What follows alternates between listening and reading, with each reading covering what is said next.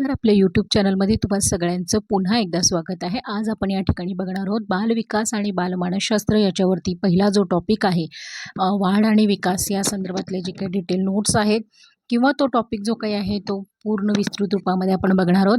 या संदर्भातले TETला MPSCला त्याचबरोबर सरळ सेवा भरतीच्या ज्या काही महिला व बालविकास च्या जागा आहेत तर त्या जागांसाठी सुद्धा या ठिकाणी प्रश्न विचारले जातात. तुम्हाला कोणत्या परीक्षेसाठी या ठिकाणी प्रश्न हवे आहेत ते प्लीज कमेंट करून सांगा. या ठिकाणी मी फक्त लेसन एक्सप्लेन केलेला आहे. कृपया चॅनलवरती नवीन असाल तर सबस्क्राईब करायला विसरू नका. आता या ठिकाणी वाढ आणि विकास याचा जेव्हा तुम्ही विचार करता तेव्हा दोघांचा अर्थसुद्धा या ठिकाणी समजून घेणं गरजेचं आहे. जेव्हा वाढीबद्दल आपण बोलतो तेव्हा या ठिकाणी आपण बघूयात की संख्यात्मक बदलाशी त्याचा काय असतो, संबंध असतो. वाढीचा जर संबंध आपण बघितला तर तो क्वांटिटी म्हणजे ज्याच्यामध्ये संख्यात्मक बदल आहे जो आपण दाखवू शकतो तो असतो. तर विकासामध्ये जर तुम्ही बघितलं तर या ठिकाणी विकास जो आहे तो गुणात्मक असतो, म्हणजे क्वालिटी ज्याच्यामध्ये असते ती दाखवली जाते. याच्यामध्ये ना वाढ जी असते ती उंचीमध्ये, वजनामध्ये अशी शरीराची दाखवली जाते जी दिसू शकते. पण विकासा बाबतीमध्ये आपल्याला असं होतं की तो भावनिक, शारीरिक, मानसिक, सामाजिक वर्तनात यातले जे काही बदल असतात ते विकासाच्या अंतर्गत येतात. म्हणजे वाढ आणि विकास याच्यामध्ये कन्फ्यूज होऊ नका. वाढ आणि विकास एक नाही आहेत, तर त्या दोन संकल्पना वेगवेगळ्या आहेत. मग याच्यामध्ये तुम्ही बघा की मोजमापामध्ये जर मोजमाप करायचं झालं तर वाढ संदर्भामध्ये मोजमाप हे अचूक मोजता येतं. उदाहरणार्थ बाळाचं वजन किती आहे, उंची किती आहे, ती फुटामध्ये, सेंटीमीटरमध्ये तुम्ही मोजू शकता. पण विकासाचं जर बघितलं तर त्याचं थेट मोजमाप हे पट्टीनं करता येत नाही. हे केवळ आपण निरीक्षण, चाचण्या, मूल्यमापन किंवा मग अनुभव याच्यातून आपण बघू शकतो. उदाहरणार्थ बुद्धिमत्ता, कौशल्य आणि स्वभाव जे काय आहेत ते. तेच जर तुम्ही कालमर्यादा वाढीचं बघितलं तर ती आजीवन चालणारी नाही आहे बरं का. त्याच्यामध्ये वाढ जी आहे तिला एक विशिष्ट मर्यादा असते, एक विशिष्ट डेडलाईन असते. जसं 18 ते 21 वर्षापर्यंत उंची वाढणार, बरोबर. आता याच्यामध्ये तुम्ही हे म्हणाल की वजनाचं जे काही आहे तर ते जे काही आहे ते कंट्रोलमध्ये आहे, तुमच्या हातामध्ये आहे. लक्षात आलं? तो काही वाढीचा असा मुद्दा येणार नाही आहे. ती एक विकृती आहे, हे या ठिकाणी मुद्दाम अधोरेखित करा.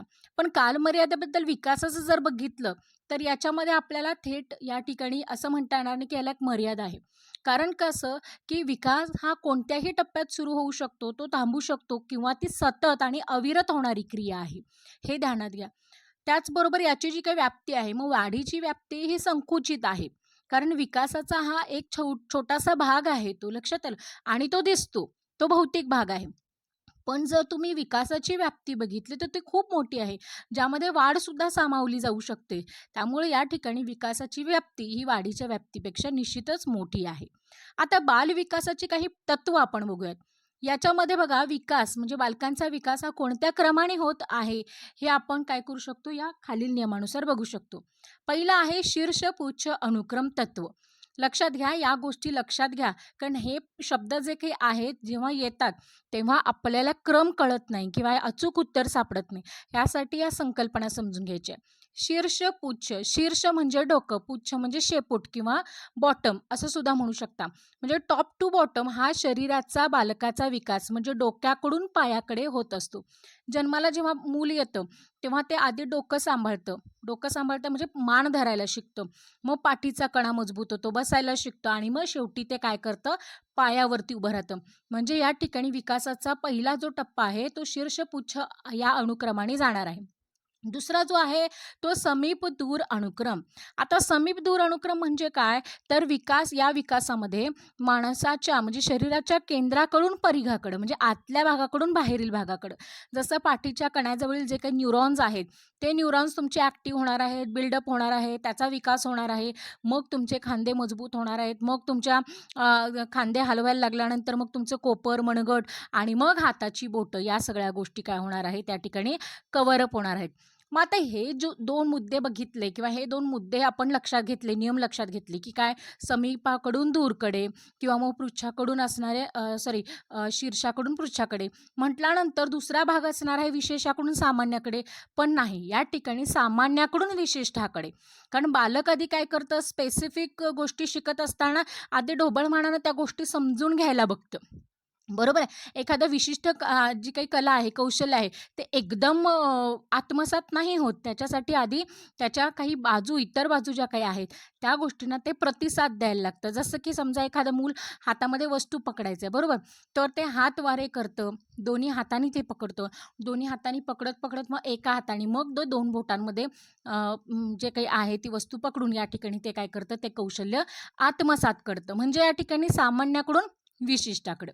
पुढचा जो नियम आहे सातत्याचं तत्व. विकास कधी थांबत नाही. जर शारीरिक वाढ जरी आहे ती एका विशिष्ट वयानंतर थांबली, तरी बालकाचं शिकणं, भाषा सुधारणं, अक्षर सुधारणं, मानसिक कौशल्य या सगळ्या गोष्टी ज्या आहेत, त्या अविरतपणे चालू असतात. जसं की आपल्या बाबतीत बघा, आपण एखादी गोष्ट शिकायला थांबत नाही. मुळात हा एखादा स्वभाव नाही आहे. तर ही मानसिक वृत्ती लक्षात घ्या, की माणूस हा जसा सृजनशील प्राणी आहे, तसा तो या ठिकाणी सातत्यपूर्ण शिकणारा प्राणीसुद्धा आहे. म्हणजे बऱ्याचदा आपण असं पाहिलेलं आहे, की समाजामध्ये अशी काही माणसं असतात, की ते आपल्याला त्यांच्याकडे बघितल्यावर असं वाटतं, की नाही, ती सतत काही ना काहीतरी शिकतात. मग आपण तिथं स्टफ असतो. नाही, आपणही शिकत असतो. मग कशातून? तर अनुभवातून का होईना आपण काय करत असतो? ॲक्टिव्ह असतो, शिकत असतो. त्यामुळे हा विकासाचा मुद्दा लक्षात घ्या. पुढचा आहे तो म्हणजे विकासाचा वेग असमान असतो. जसं मी आत्ता म्हटलं ना, उदाहरण दिलं की नाही तसं. विकास हाचा वेग हा सलग नाही, प्रक्रिया सलग आहे. कंटिन्यू होत राहते ती. ती थांबणारी नाही आहे. तिची काही मर्यादा नाही आहे. पण तिचा वेग मात्र कमी, जास्त, सुप्त अशा अवस्थांमध्ये तुम्हाला बघायला मिळतं. जसं जन्मानंतर पहिल्या 2 वर्षामध्ये अर्भकावस्था, त्यामध्ये शारीरिक वाढ खूप वेगाने होते. प्राथमिक शाळेमध्ये म्हणजे असं की 6 ते 12 वर्ष जे असतात, हा वेग थोडा मंदावतो आणि पुन्हा किशोरावस्थेमध्ये या ठिकाणी काय होते, अचानक या ठिकाणी वाढ व्हायला लागते. मग हे जसं शरीराचं आहे, तसं मानसिकतेचं पण आहे, भावनिक आहे, सामाजिक आहे, वर्तनातले बदलसुद्धा या ठिकाणी कमी जास्त वेगाने होताना दिसतात. पुढचा आहे तो म्हणजे वैयक्तिक भिन्नता. जगभरातील सगळ्या बालकांच्या विकासाचा अनुक्रम हा सारखा नसतो. सगळी मुलं आधी रांगायला मग चालायला शिकतील असं नाही. पण 2 बालकांच्या विकासाचा वेग हा वेगवेगळा असू शकतो. एखादं मूल 9व्या महिन्यात चालायला शिकतं, तर एखादं 14व्या महिन्यात चालायला शिकतं. म्हणजे विकासाची जी काही भिन्नता आहे, ती व्यक्तिगत आहे. लक्षात आलं? म्हणजे व्यक्तिपरत्वे ती भिन्न अशी आपल्याला बघायला मिळते. लास्टचा आहे तो म्हणजे एकात्मतेचे तत्व. मूल जे आहे ते आधी शरीराचा अवयव वेगवेगळ्या पद्धतीने हलवायला शिकतं आणि नंतर त्यांच्यामध्ये समन्वय साधतं.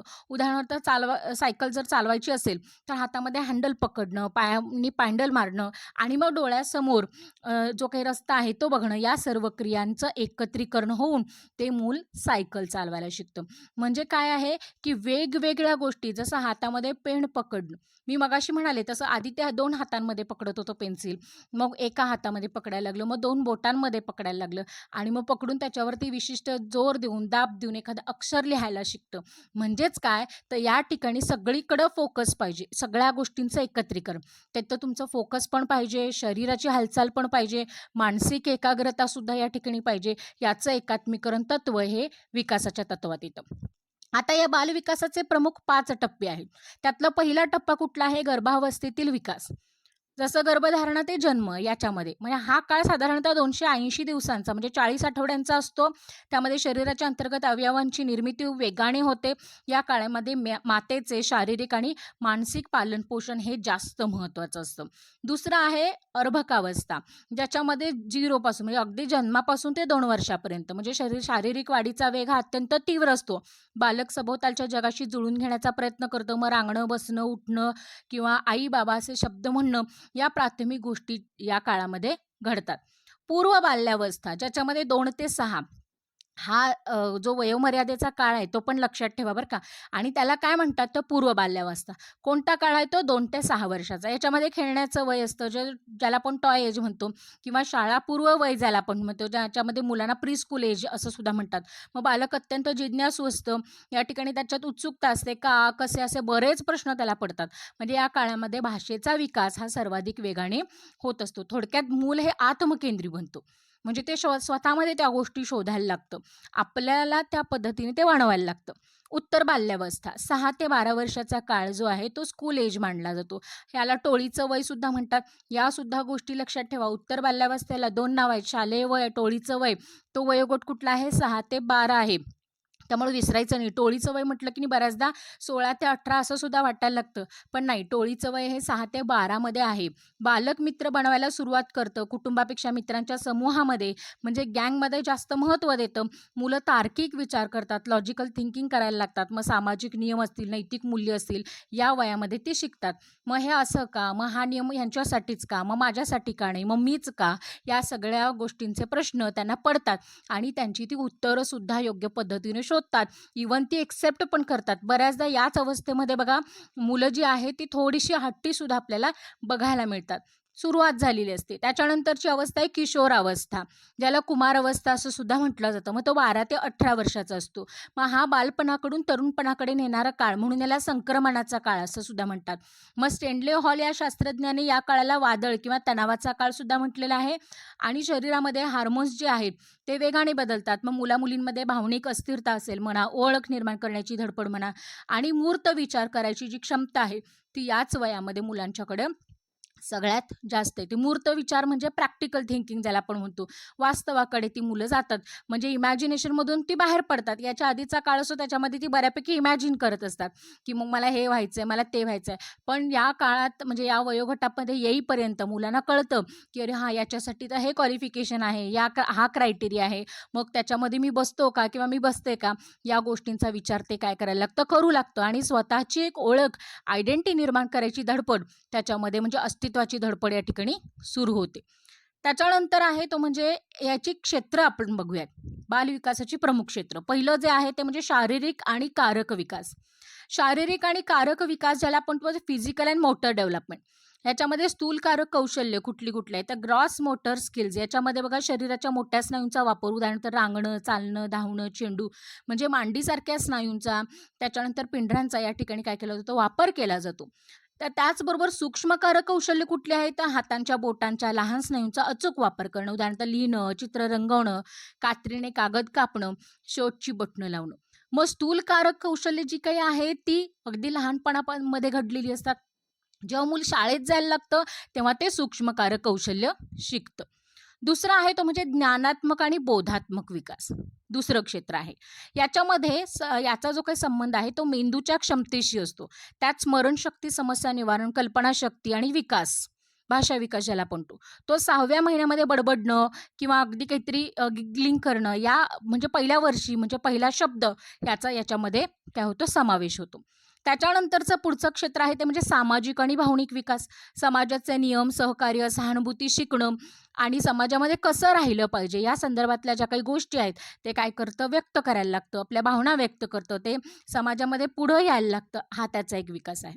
पुढचा क्षेत्र आहे ते म्हणजे नैतिक विकास. योग्य अयोग्य यातलं फरक समजायला लागतो. शिक्षेच्या भीतीनं आणि नंतर स्वतःच्या विवेकबुद्धीनुसार काय व्हायला लागतात, हळूहळू नियम मुलं पाळायला लागतात. आता वाढ आणि विकास या संदर्भातल्या महत्त्वाच्या काही व्याख्या आणि संज्ञा या ठिकाणी दिल्या आहेत. ती म्हणजे पहिली परिपक्वता. हा नैसर्गतः होणारा जैविक बदल आहे, ज्यावरती शिक्षणाचा किंवा सरावाचा परिणाम होत नाही. उदाहरणार्थ बालकाचे पाय चालण्यासाठी मजबूत होणं, बरोबर. मग परिपक्वता आल्याशिवाय बालक कोणतीही गोष्ट काय करू शकत नाही, शिकू शकत नाही. त्याच्याकडे शारीरिक असेल, मानसिक असेल, भावनिक असेल, ही परिपक्वता, ही मॅच्युरिटी येणं गरजेचं आहे. त्याच्यानंतर येतो तो म्हणजे अध्ययन, सराव, अनुभव आणि प्रशिक्षण. बालकांच्या वर्तनामध्ये होणारा कायमस्वरूपी हा बदल आहे. त्याच्यामुळं या ठिकाणी एखादी गोष्ट जेव्हा परिपक्व होते तेव्हा तिला सरावाची जोड दिली तर निश्चितपणाने काय होणार, या ठिकाणी विकास हा साधला जाणार आहे. त्याच्यानंतरचा पुढचा आहे ती मुख्य मुद्दा आहे तो म्हणजे संवेदनशीलतेचा काळ. या काळामध्ये बालकांच्या आयुष्यामध्ये काही असे कालखंड असतात की ज्या काळामध्ये विशिष्ट कौशल्य सगळ्यात वेगाने ती शिकतात. उदाहरणार्थ 2 ते 6 वर्षाचा जो असतो तो भाषेचा काळ असतो आणि हा अत्यंत संवेदनशील मानला जातो. त्यामुळे बऱ्याचदा बघा तुम्ही या ठिकाणी इंग्रजी बोललात तर इंग्रजीसुद्धा मूल शिकू शकतं. मराठी बोलत असाल तर मराठीसुद्धा, म्हणजे भाषेचा विकास हा झपाट्याने होताना दिसतो. पुढचा आहे तो म्हणजे वर्ड्सवर्थ. यांचं जे विकासाचं सूत्र आहे त्याच्यामध्ये त्यांनी सांगितलेलं आहे अनुवंशाल मल्टिप्लाय जेव्हा पर्यावरण करतो तेव्हा मुलाचा विकास होतो. म्हणजे अनुवंश हे बालकाच्या विकासाची एक उच्चतम मर्यादा ठरवतो. तर पर्यावरण म्हणजे त्या पर्यावरणामध्ये कोणकोणत्या गोष्टी येतात, तर शाळा आहे, आहार, समाज आहे, हे त्या क्षमतेचा काय करतात, विकास करायचं एक माध्यम ठरतात. म्हणजे अनुवंशतेनं त्या विद्यार्थ्याला एखादी बुद्धिमत्ता किंवा एखादं स्किल, एखादं कौशल्य त्याला मिळालेलं असतं. पण त्याला पोषक असं वातावरण मिळणं सुद्धा गरजेचं आहेच की. जर ते नाही मिळालं, तशी शाळा नाही मिळाली, तसा समाज नाही मिळाला, तसं वातावरण घरगुती नाही मिळालं, तर त्या मुलाचा काय होणार नाही, विकास होणार नाही. पुढं आहे पुढचा भाग आहे तो म्हणजे जीन पियाजे यांचा ज्ञानात्मक विकास सिद्धांत. आता जीन पियाजे यांच्यावरती एक स्पेशल व्हिडिओ आपण उपपत्तीचा त्यांचा तयार केलेला आहे. पण आता यातही आपण बघूयात त्यांना. स्विस मानसशास्त्रज्ञ जीन पियाजे यांच्या मते मुलं ही लहान शास्त्रज्ञ, लिटिल सायंटिस्ट असतात, जी सभोवतालच्या जगाशी संवाद साधून स्वतःचं ज्ञान स्वतः निर्माण करतात. उदाहरणार्थ फुलं कशी उमलतात, त्यांना उमलताना कुणी पाहिलंय का या पद्धतीचं, किंवा मग या ठिकाणी मधमाशी, फुलपाखरं असतील, कळ्या असतील, पानं असतील, म्हणजे निसर्गामध्ये ज्या काही गोष्टी घडतात अवतीभोवती या ठिकाणी त्या गोष्टी काय करतात, ते स्वतः आत्मसात करण्याचा किंवा काही गोष्टींची उकल काढण्याचा ते स्वतः प्रयत्न करतात. पियाजे यांच्या मते 4 प्रमुख बौद्धिक टप्पे आहेत. पहिला आहे संवेगीकारक अवस्था. पहिला संवेगीकारक अवस्था याच्यामध्ये जन्मापासून ते 2 वर्षांचा असतो. या काळामध्ये बालकाकडे भाषा नसते, त्यामुळं ते आपल्या 5 ज्ञानेंद्रियाच्या अनुभवातून आणि शारीरिक हालचालीद्वारे शिकतं. म्हणजे बघणं म्हणा, स्पर्श करणं म्हणा, चव घेणं, वास घेणं याच्यातून ते शिकत असतं. त्याच्यानंतरचा आहे तो म्हणजे अनिक्षेपित क्रिया, रिफ्लेक्स ॲक्शन. सुरुवातीचे वर्तन जे असतं ते प्रतिक्षेपित क्रिया घटकांवरती आधारित असतं. उदाहरणार्थ ओठाजवळ बोट नेल्यास ते डायरेक्ट चोकायला लागतं, बरोबर. ते ह्या प्रतिक्षिप्त क्रिया घडतात. त्याच्यानंतरचा पुढचा काळ आहे तो म्हणजे वस्तू सातत्य. 8व्या महिन्यानंतर मुलासमोर वस्तू लपवली तर ती नष्ट झाली असं त्याला वाटायला लागतं. पण 18 आणि 14व्या महिन्यानंतर मात्र मुलाला समजते की वस्तू डोळ्यासमोर नसली तर ती जगात अस्तित्वात आहे. जसं आई खोलीबाहेर गेली, ती गायब झालेली नाही. म्हणून या ठिकाणी पर्यंतचा जो काळ असतो त्या 8 महिन्यापर्यंत मुलाला आई जर समोर नाही दिसली की ते ओरडायला लागतं, रडायला लागतं. मग याचा अर्थ त्याला काय फील होत असतं त्या ठिकाणी, की आई नाहीशी झाली, आई कुठं गेली, गायबच झाली असं वाटायला लागतं, म्हणून ते ओरडतं. पण नंतर 18 आणि 24व्या महिन्यानंतर म्हणजे जवळपास 1-1.5-2 वर्षाची मुलं झाली की त्यांना समजायला लागते, नाही आहे पण इथंच कुठेतरी जवळपास नजरेच्या टप्प्यात आहे. एखाद्या वस्तूबद्दलही हेच मत असतं. मग दुसरा जो काही टप्पा आहे त्याच्यामध्ये पूर्व क्रियात्मक अवस्था, हा 2 ते 7 वर्षाचा असतो. या टप्प्यामध्ये भाषा विकास खूप वेगाने होतो. बालक वस्तू दर्शवण्यासाठी चिन्ह, सिम्बॉल्स आणि शब्दांचा वापर करतं, पण त्याचे विचार अजूनही तार्किक नसतात. म्हणजे ते ज्याला आपण म्हणतो की नाही इलॉजिकल बडबड त्यांची या ठिकाणी सुरू असते. त्यांचं कशाशी काहीही संबंध ते जोडू शकतात. त्यांना त्याचं गांभीर्य किंवा भान नसतं. फक्त ते भाषेचा विकास करत असतात आणि बऱ्याचदा चिन्हांचा सुद्धा या ठिकाणी वापर करतात. फॉर एक्झाम्पल तुम्ही बऱ्याचदा बघितलेलं असणार आहे, भाषेच्या विकासामध्ये सुद्धा बऱ्याचदा मुलं पिशवीचा उल्लेख पिवशी असं सुद्धा करतात, बरोबर आहे. किंवा मग बरेच असे शब्द असतात की त्याच्यामध्ये ते चुकतात किंवा त्याचा क्रम त्या अक्षरांचा चुकतो आणि त्यामुळे शब्दांचं जे काही लिंग आहे ते वेगळ्या पद्धतीने बघायला मिळतं. तशा बऱ्याच वर्तणुकीच्या सुद्धा गोष्टी या ठिकाणी बघायला मिळतात. यामध्ये पूर्वक्रियात्मक अवस्थेमध्ये आत्मकेंद्रीपणा जो आहे, बालकाला वाटतं की जग जसे स्वतःला दिसते तसेच ते इतरांना सुद्धा दिसते. म्हणजे दुसऱ्यांचा दृष्टिकोन समजून घेत नाहीत. डोळे झाकले की आपण कोणाला दिसत नाही असं त्याला वाटायला लागतं, बरोबर आहे. म्हणजे त्याच्या हे लक्षात येत नाही. म्हणजे हे तर अतार्किकच झालं ना. यामुळे या ठिकाणी हा आत्मकेंद्रीपणा त्याच्यात येतो. त्याच्यानंतर सजीवत्वारोपण याच्यामध्ये बघा की निर्जीव वस्तूमध्ये सुद्धा जीव आहे असं मानणं. उदाहरणार्थ बाहुलीला भूक लागली म्हणणं किंवा टेबलावरती मारल्यानंतर बाळाला आनंद होणं, या पद्धतीनं. जसं बाळ पडल्यानंतर वाटतं की आपण जमिनीला जमीन बडवतो, बरोबर, त्याला हात हात करतो आणि मग त्याला ते बरं वाटतं की हा त्यांनी सुद्धा मार खाल्ला माझ्यासारखा. तर या पद्धतीच्या गोष्टी यामध्ये घडतात. त्याच्यानंतर पुढच्या दुसऱ्या टप्प्यामध्ये हाच मुद्दा होतो, तो म्हणजे केंद्रीयकरण. म्हणजे कोणत्याही प्रसंगाचा अभ्यास करताना बालक केवळ एकाच वैशिष्ट्यावरती लक्ष केंद्रित करतो आणि इतर गोष्टींकडे दुर्लक्ष करतो. म्हणजे त्याची अवस्थाच ती असते, कारण वयोगटच तेवढा छोटा आहे म्हटल्यानंतर तो एकच बघणार आहे एका वेळेला. त्यामुळं अगदी लहान मुलांच्या मध्ये बघा बरं, मुळाक्षरं शिकवताना सुद्धा आधी त्यांना लगेचच काढायला शिकवत नाही. आधी आपण त्यांना सरळ रेषा मारायला सांगतो, आडव्या रेषा मारायला सांगतो, अर्धगोल गोल काढायला सांगतो. म्हणजे आधी ह्या बेसिक गोष्टी त्यांना कव्हर करून मग त्या गोष्टींपर्यंत न्यावं लागतं. आणि हे सगळं करताना का? कारण याच्यामध्ये मुळात त्याचं एकाच गोष्टीकडे लक्ष राहणार आहे. एकदम काढण्याकडे लक्ष राहणार नाहीये. तर कसा बनला हे त्याला आधी सांगणं गरजेचं आहे. कारण त्याचं जे काही लक्ष आहे, कॉन्सन्ट्रेशन आहे, ते एकाच गोष्टीकडे केंद्रित असणार आहे. आता दुसऱ्या टप्प्यामध्ये आणखीन एक आहे ते म्हणजे अपरिवर्तनीयता. म्हणजे मुलं सरळ विचार करू शकतात, पण उलट प्रक्रियेचा विचार करू शकत नाहीत. उदाहरणार्थ 2 अधिक 3 किती होणार आहे? 5 हे माहिती असतं. पण 5 वजा 3 हे 2 कसं झालं हे समजत नाही. पाण्याचा बर्फ होतो हे कळतं, पण बर्फाचं पाणी होऊ शकतं हा उलट विचार मेंदूपर्यंत पोहोचत नाही. त्यामुळे ही अवस्था सुद्धा खूप नाजूक असते, लक्षात घ्या. बऱ्याचदा आपण मुलांना मग गृहीत धरतो, ओरडतो, एवढीशी गोष्ट समजत नाही का? पण ते त्यांचं मोटरसायकल डेव्हलपमेंट झालेलंच नसतं. मग आपण त्यांना म्हणू शकत नाही ना, की उलट विचार. तर ही गोष्ट जी आहे ती प्रोसेस व्हायला थोडासा वेळ लागतो आणि त्यामुळे हे जे काही मोठं स्किल आहे ते डेव्हलप होणं फार गरजेचं असतं. पुढं आहे ते म्हणजे मूर्त क्रियात्मक अवस्था. तिसरा टप्पा हा 7 ते 11चा असतो. म्हणजे मुलांच्या विचार प्रक्रियेमध्ये तार्किकता म्हणजे लॉजिक यायला सुरुवात होते. पण हा विचार फक्त त्याच गोष्टीबद्दल असू शकतो, जो त्यांच्या डोळ्यासमोर प्रत्यक्ष मूर्त स्वरूपामध्ये उपस्थित असतो. त्याच्यानंतर आहे कन्झर्वेशन म्हणजे टिकून राहणे. एखाद्या वस्तूचा बाह्य आकार, भांडं बदललं तरी त्यातील मूळ द्रव्याचा प्रमाण जे काही आहे किंवा वजन आहे बदलत नाही हे समजतं.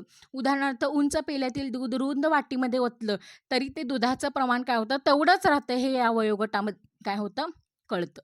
परिवर्तनीयता मुले ही आता उलट क्रियेचा विचार सहज करू शकतात. पाण्याचा बर्फ, बर्फाचं पाणी हे त्यांना शाळेमध्ये वगैरे शिकतात. त्यामुळे त्यांना ही तार्किकता येऊ लागते.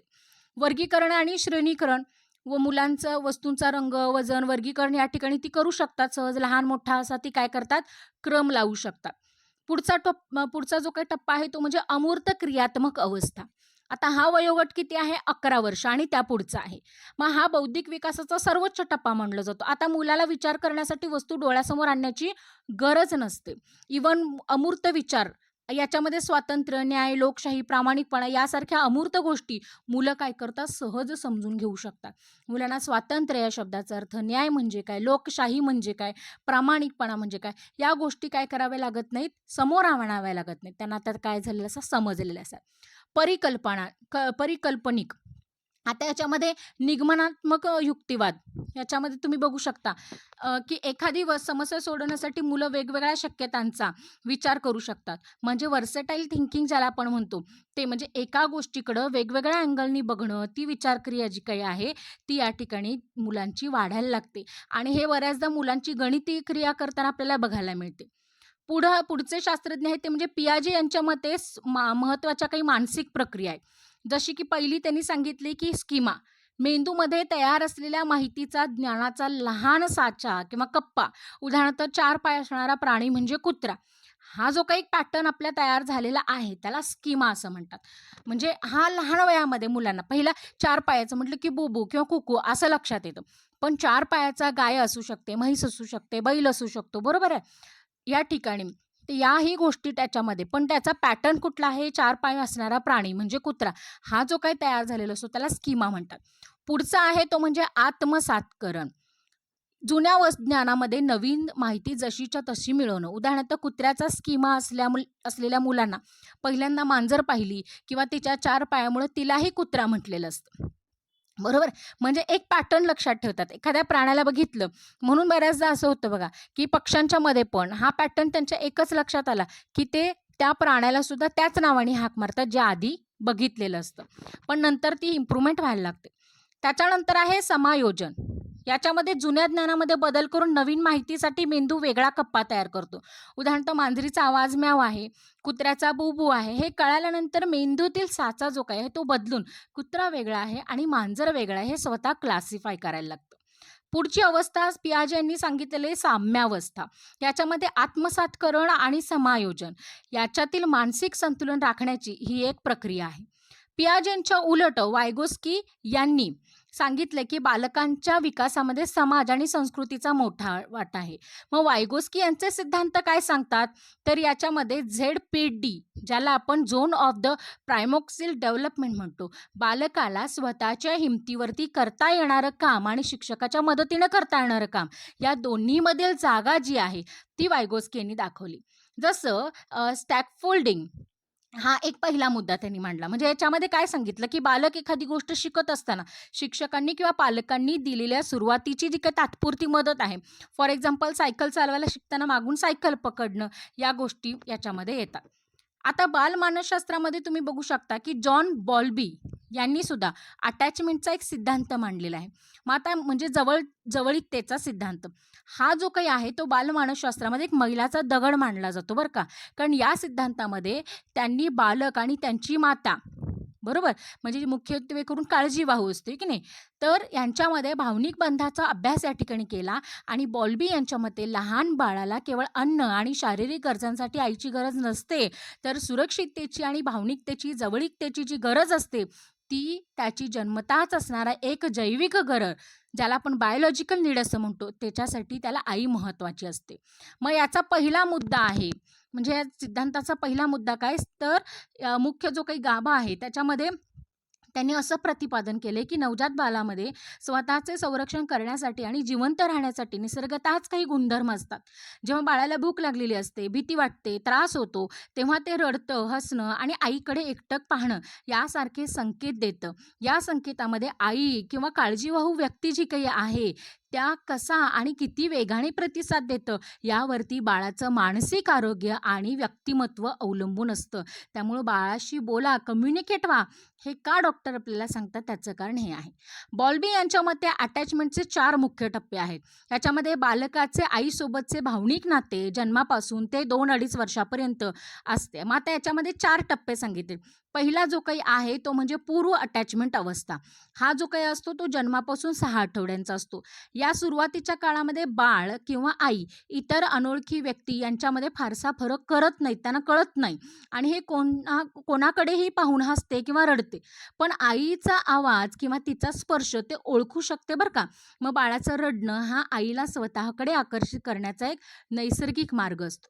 दुसरा सांगितलेला आहे अटॅचमेंटची सुरुवात, जी 6 आठवड्यापासून ते जवळजवळ 6 ते 8 महिन्यांपर्यंत असते. या काळामध्ये बाळ आईला किंवा घरातील मुख्य व्यक्तीला ओळखू लागतं आणि ते अनोळखी व्यक्तींपेक्षा आईच्या कुशीमध्ये जास्त शांत राहतं. या काळामध्ये बाळामध्ये आपल्या आईबद्दल किंवा आपली जे काही काळजी करणार आहे त्या व्यक्तीबद्दल एक प्रकारचा विश्वास निर्माण व्हायला लागतो. तिसऱ्या टप्प्यामध्ये आहे स्पष्ट अटॅचमेंट, जवळीकतेचा काळ. हा जवळजवळ 6 महिन्यापासून ते 2 वर्षापर्यंत असतो. यामध्ये हा सर्वात महत्त्वाचा टप्पा आहे, कारण या काळामध्ये आईशी पूर्णपणे भावनिकदृष्ट्या ते जोडलं जातं. दुराव्याची जी काही भीती आहे, एन्झायटी जी आहे ती आई नजरेआड झाली की बाळ प्रचंड रडायला लागतं आणि अस्वस्थ होतं. अनोळखी व्यक्तीची त्याला भीती वाटायला लागते, ज्याला आपण स्ट्रेंजर एन्झायटी म्हणतो ते. आणि मूल अनोळखी व्यक्तींकडे जाण्यास नकार देतं, आईला घट्ट धरून राहतं. या काळामध्ये आई मुलाच्या सुरक्षित आधार त्याच्यासाठी बनते आणि बाळावरती ते आजूबाजूचे जे काही जग आहे ते एक्सप्लोअर करायला हळूहळू आईच्या जवळ बसून ते शिकतं. परस्पर संबंधित निर्मिती. आता हा जो काळ आहे तो 18 महिन्यापासून ते 2 वर्षाच्या पुढे जातो. आता या काळामध्ये मुलांचा भाषा विकास होतो. त्याला समजतं की आई जरी बाहेर गेली तरी ती पुन्हा येणार आहे. त्यामुळं मुलाची दुरावेची जी काही भीती आहे ती या ठिकाणी कमी होते आणि ते आईसोबत काय करतं, वाटाघाटी म्हणजे विचार करायला शिकतं, विचारायला शिकतं, चर्चा करायला शिकतं. आई कामावरून आली की त्याला खेळणी देणार असतं, हे सुद्धा त्याला या ठिकाणी माहीत होतं.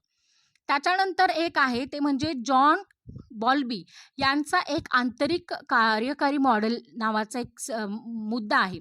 तो या ठिकाणी महत्त्वाचा आहे बघा. बॉल्बी यांनी या सिद्धांतामध्ये इंटरनल वर्किंग मॉडेल नावाची एक अत्यंत महत्त्वाची मानसिक संकल्पना मांडली. त्यांच्या मते वयाच्या पहिल्या 2 वर्षामध्ये आईकडून मिळालेल्या अनुभवावरून बालक आपल्या मनामध्ये स्वतःबद्दल आणि जगाबद्दल एक मानसिक चित्र किंवा नियम तयार करते. जर आईने बाळाला नेहमी प्रेम आणि सुरक्षा दिली तर बाळाला वाटते की मी प्रेमाच्या पात्र आहे किंवा मी प्रेमास उपयोगी आहे, तर हे जग सुरक्षित आहे. जर आईने बाळाच्या रडण्याकडे दुर्लक्ष केले किंवा त्याला कडक शिक्षा केली, तर बाळाच्या मनामध्ये बसते की मी महत्त्वाचा नाही आहे, जगात विश्वास ठेवता येणार नाही. मग हेच मानसिक मॉडेल जे काही आहे, ते मूल मोठं झाल्यावरही त्याच्या मनामध्ये या ठिकाणी तयार व्हायला लागतं. म्हणून या कालावधीमध्ये मारणं, रागावणं, ओरडणं याचा त्याच्यावरती विपरीत परिणाम होऊ शकतो. त्यामुळं अतिघाई ही विनाशाकडे नाही. त्यामुळे मुलांना जे काही सवयी लावायच्या आहेत चांगल्या, त्या काही विशिष्ट कालावधीनंतरच लावण्याचा प्रयत्न करायचा आहे. पहिल्या 2 वर्षामध्ये याचा काहीही उपयोग होणार नाही. शक्यतो ओरडायचं, रागवायचं तर अजिबात नाही. मेरी एन्सवर्थ यांचे प्रयोग आणि अटॅचमेंटचा जो काही प्रकार आहे, त्याचबरोबर जॉन बॉल्ब यांच्या या सिद्धांतावरती एक सहकारी मेरी एन्सवर्थ ज्या आहेत, हिने स्ट्रेंज सिच्युएशन या प्रसिद्ध प्रयोगाद्वारे सिद्ध केले की तिने बालकांचे व त्यांच्या आईसोबतच्या नात्यावरून 4 मुख्य प्रकारामध्ये वर्गीकरण केलं. पहिलं काय आहे, तर सुरक्षित अटॅचमेंट, सर्वोत्तम प्रकार. मग याच्यामध्ये वर्तन काय होतं, आई खोलीत असताना मूल आनंदाने खेळतं, आई बाहेर गेली की ते रडतं, पण आई परत आल्यानंतर ते लगेच शांत होतं आणि तिच्या कुशीमध्ये जातं. का? कारण आई आणि बालकांच्या गरजांबद्दल ते अत्यंत संवेदनशील असतं. आणि भविष्यात काय होतं, अशी मुलं मोठी झाल्यावर उच्च आत्मविश्वास आणि सामाजिक नात्यांमध्ये प्रामाणिक बनतात. पुढचं आहे ते म्हणजे अनिश्चित अटॅचमेंट. हे वर्तन कसं असतं, तर ही मुलं आई खोलीबाहेर गेल्यावर प्रचंड अस्वस्थ होतात. पण जेव्हा आई परत येते तेव्हा ती रागावतात किंवा आईला दूर ढकलतात. तर ती सहज शांत होत नाहीत. ह्याचं कारण काय, तर आईचा प्रतिसाद. कधी चांगला तर कधी दुर्लक्षित असा असतो. आणि मग याचा परिणाम काय होतो, की मुलं मोठी झाली की ती नात्यांबाबत खूप असुरक्षित असतात आणि त्यांना सतत त्यांच्या मंजुरीची गरज भासत असते. तिसरा आहे तो म्हणजे परावृत्त अटॅचमेंट. याच्यामध्ये आई खोलीबाहेर असो किंवा नसो, त्या मुलाला काही फरक पडत नाही. आई बाहेर गेली ते रडत नाही. ती परत आल्यावर तिच्याकडे लक्षही देत नाही. का? कारण आई मुलाच्या भावनांबद्दल उदासीन किंवा रागीटच असते आणि त्यामुळं मूल स्वतःच्या भावना लपवायला शिकतं आणि मोठी झाल्यावर ही मुलं कोणावरती विश्वास ठेवत नाहीत आणि नात्यांपासून दूर पळतात. आणि चौथी अवस्था सांगितलेली ती म्हणजे विस्कळीत अटॅचमेंट. याच्यामध्ये वर्तन काय होतं, तर मुलाचे वर्तन अत्यंत गोंधळलेले, भीतीदायक असते. आई जवळ आल्यावर ती कधी जवळ जातात तर कधी अचानक घाबरून मागे सरकतात. का? कारण हा प्रकार सहसा अशा मुलांमध्ये दिसतो ज्यांचा छळ झाला आहे किंवा ज्यांचं संगोपन अत्यंत भीतीदायक वातावरणामध्ये झालेलं आहे. त्याच्यानंतर पुढे बॉल्बी यांच्या सिद्धांताची प्रगत काही वैशिष्ट्ये सुद्धा या ठिकाणी आपण बघू शकतो.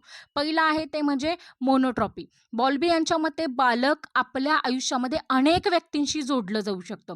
तरीही त्याचं एक विशिष्ट काळजीभाऊ व्यक्तीशी असणारं जे काही नातं आहे हे आणि इतर सर्व नात्यांपेक्षा ते श्रेष्ठ महत्त्वाचं असतं.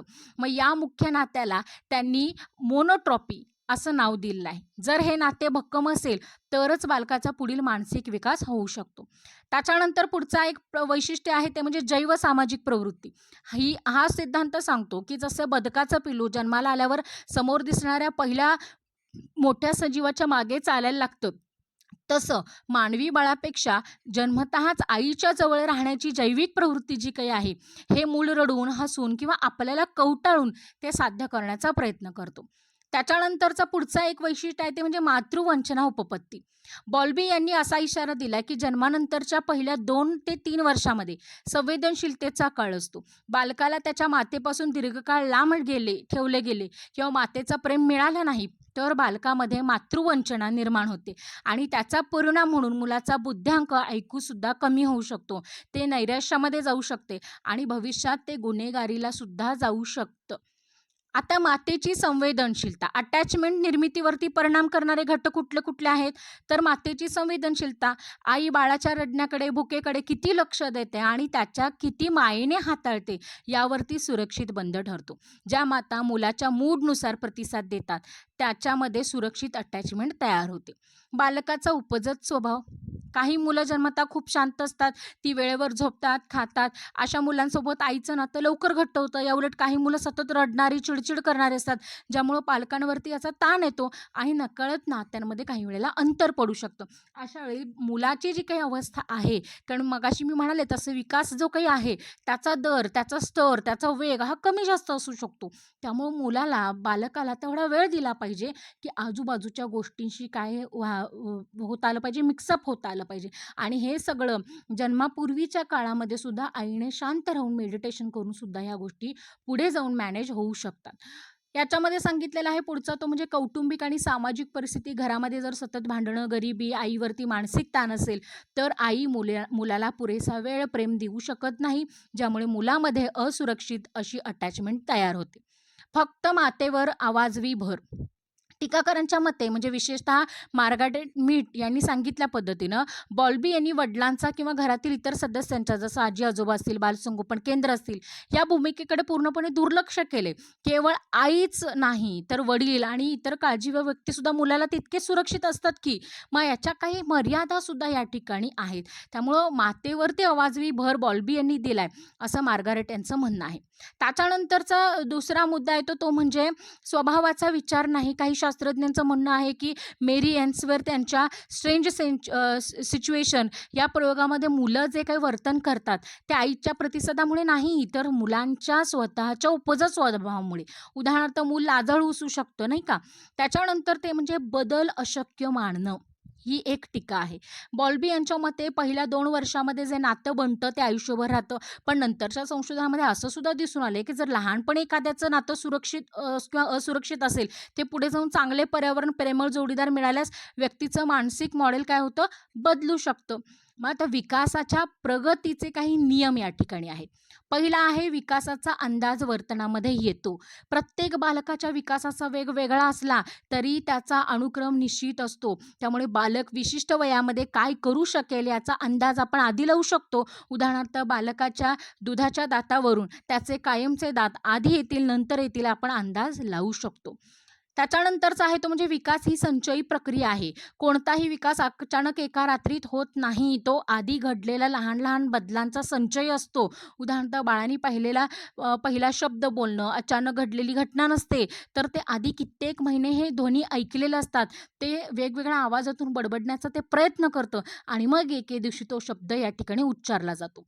पूर्व आणि उत्तर विकासाचं महत्त्व. हर्लॉकर यांच्या मते बालकाच्या आयुष्यामध्ये सुरुवातीचा जो काही काळ असतो 0 पासून ते 5 वर्षापर्यंतचा, याच्या संपूर्ण आयुष्याचा हा पाया असतो. या काळामध्ये जर मुलाला कुपोषण, खराब पर्यावरण मिळाले तर नंतरच्या काळामध्ये कितीही सुधारणा केली तरी तो तोटा भरून निघत नाही. त्याच्यानंतरची काही प्रतिमानं आहेत. याच्यामध्ये विकास हा रेषीय नसून तो वर्तुळाकार किंवा सर्पिलाकार असतो. हे वाक्य खूप महत्त्वाचं आहे. बऱ्याचदा परीक्षेला आलेलं आहे. विकास हा एखाद्या सरळ रेषेमध्ये एकाच वेगाने पुढे जात नाही. बालकाला जेव्हा एखादे नवीन कौशल्य शिकते तेव्हा ते लगेच पुढचे कौशल्य शिकत नाही, तर ते काही काळ थांबतं, ब्रेक घेतं, पॉज घेतं आणि त्या कौशल्याचा सराव करून स्वतःला परिपक्व करतं आणि मग पुढच्या टप्प्यावरती जातं. या गतीलाच सर्पिलाकार गती असं सुद्धा म्हणतात. मग आता कारक विकासाचे प्रगत वर्गीकरण या ठिकाणी केले. 3 महिन्याचं जे बाळ आहे ते पालतं पडायला शिकतं, डोकं ताठ ठेवतं. 6 महिन्याचं मूल आधाराशिवाय बसायला शिकतं. 9 महिन्याचं झाल्यानंतर ते धरून उभं राहायला, रांगायला शिकतं.